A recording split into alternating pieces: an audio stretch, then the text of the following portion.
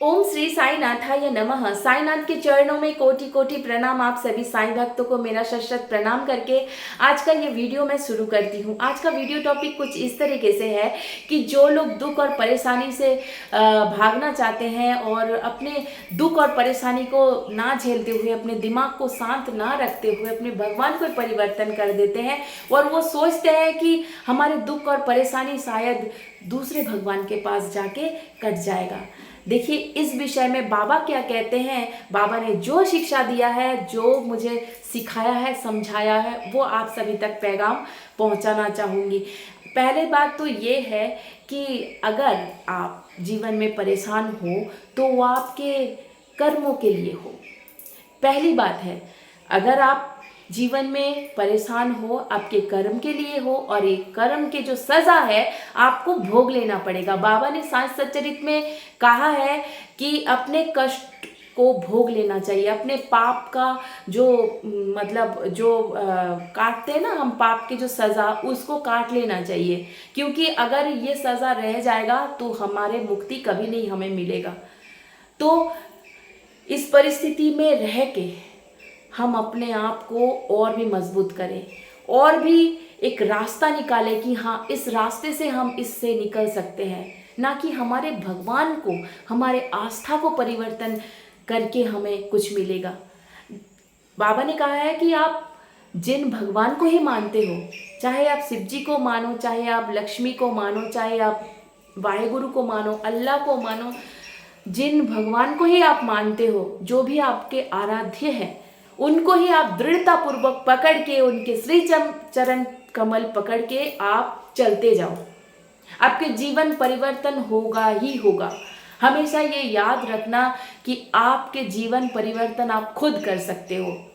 ये परिस्थिति से भाग के अपने आप को इतना कमजोर क्यों कर देते हो? क्यों?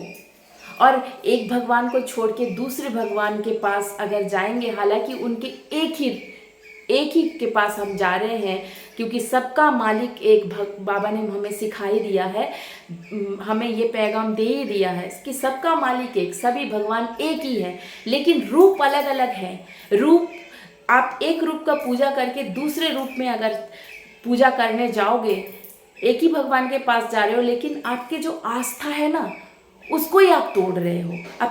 अपने जीवन के आस्था, ये विश्वास ही हमें जिताता है और उसको ही आप तोड़ रहे हो, तो आप कैसे जीत पाओगे? आप एकाग्र होके बैठ के शांत मस्तिष्क में ये समझना कि मेरे जीवन में जो भी परिवर्तन मैं खुद कर सकता हूँ, मेरे ईश्वर के आशीर्वाद स्वरूप मेरे पास वो सब कुछ है जो मैं कर सकता हूँ। हमारे ईश्वर हमें यही सिखाते हैं, हर ईश्वर यही सिखाता है कि सच्चाई के रास्ते में चलो, अपने कर्म में नजर दो। आपका कर्म अगर अच्छा ना हो, आपने किसी को रुला रखा है, आपने किसी को दर्द दे रखा है, तो आपको भी दर्द ही मिलेगा। कभी आप सुख की आशा करो ही मत।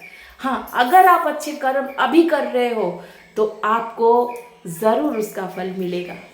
आप अपने आप को परिवर्तन खुद कर सकते हो। आप आज इस भगवान के पास, कल उस भगवान के पास जाके कुछ भी नहीं कर सकते अपने जीवन को परिवर्तन। केवल अपने कर्म के द्वारा अपने जीवन को परिवर्तन कर सकते हो। मैं किसी के भावनाओं को ठेस नहीं पहुंचाना चाहती हूँ। मैं इतनी बड़ी ज्ञानी भी नहीं हूँ। मेरे बाबा ने मुझे जो शिक्षा दिया है, जो मुझे मिला है, मैं आप सभी तक वही पैगाम दे रही हूँ। बाबा ने साई सच्चरित में हमेशा हमें समझाया है कि तुम्हारे भक्ति, तुम्हारे विश्वास इतने दृढ़ होना चाहिए कि तुम्हारे हर एक परिस्थिति में, चाहे आंधी आए, चाहे तूफान आए, उसको हिला ना पाए। तुम खुद स्थिर रहो, चाहे दुनिया इधर से उधर उथल पुथल हो जाए। हम उनके नाव में बैठ चुके